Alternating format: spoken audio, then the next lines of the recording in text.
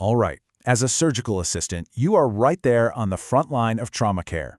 Today, we're going to talk about a skill that's every bit as critical as a scalpel or suture, and that's injury prevention. Now, this isn't about adding more to your plate. It's about transforming the care you already deliver by seeing that bigger picture. So, let's dive in. Let's kick things off with a huge concept, one that comes straight from the ATLS manual. We all use the word accident, right? It makes it sound like some random, unavoidable thing. But what we know from modern trauma care is that that's just not true most of the time.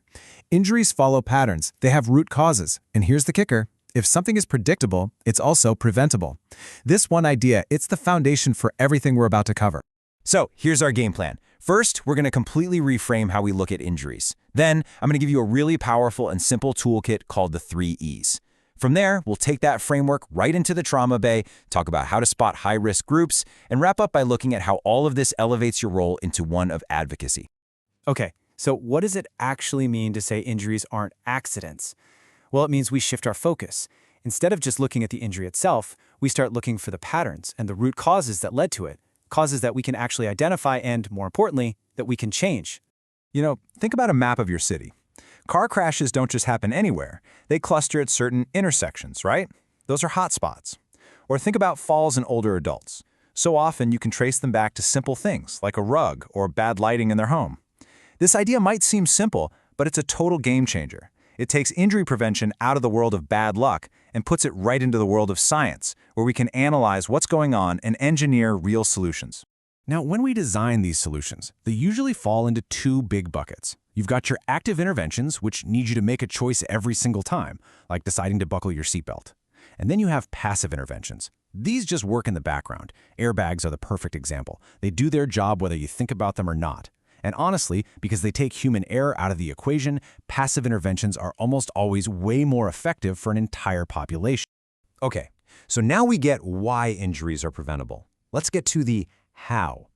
I want to give you a super practical toolkit that you can literally start using on your next shift. It's a simple but really powerful framework known as the 3 E's. This is it. This is the mental model. Anytime you encounter an injury, you can break down the prevention side of things into these 3 categories: environment or engineering, education, and enforcement. Let's quickly break down each one. The first E, environment and engineering, is all about changing the physical world around us. This goes right back to those passive interventions we were just talking about. We're talking about building safety right into the system, whether it's the car, the road, or inside someone's house. The second E is education. This is all about giving people the information they need to make safer choices for themselves.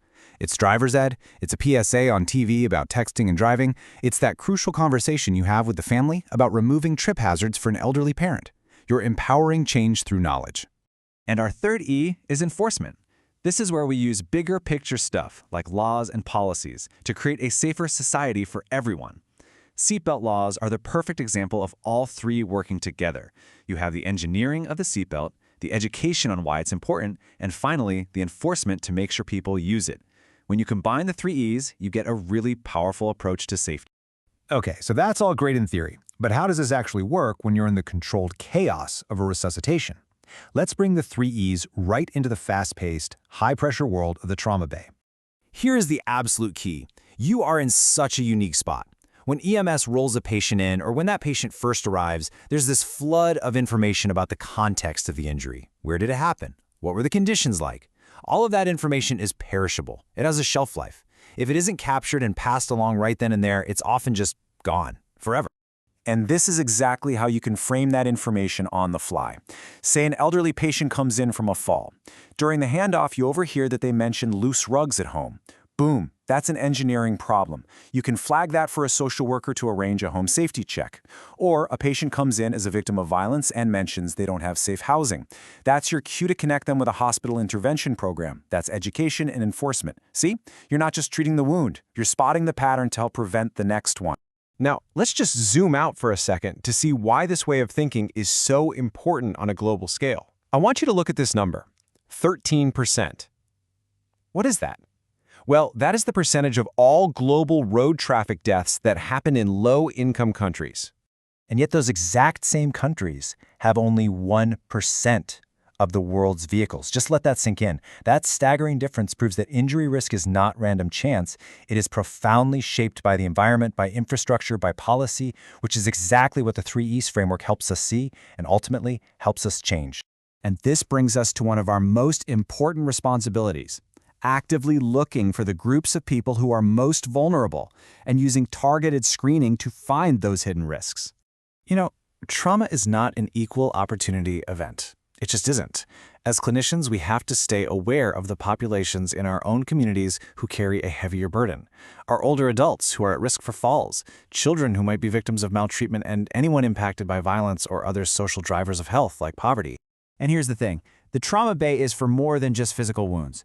It is a critical moment in time to screen for the issues underneath the surface that lead to injury in the first place.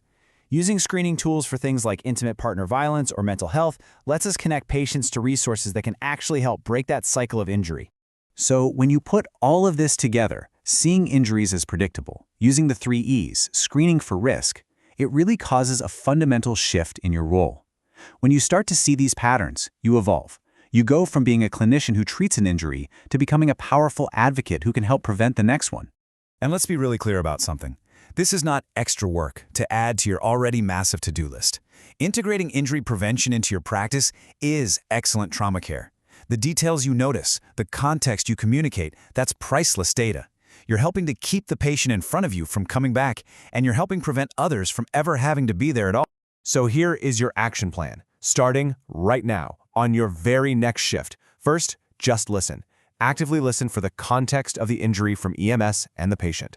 Second, in your head, frame what you're hearing using the 3Es. Third, communicate those little prevention insights during handoffs. And fourth, be a voice in your institution advocating for strong screening and prevention programs. I'm going to leave you with this question. Today, on your shift, you are going to see a pattern. It might be a small one, but I promise it'll be there. So the question is, what one piece of context can you gather? What one question can you ask that might just help prevent that same injury from happening to someone else? That is the power you have.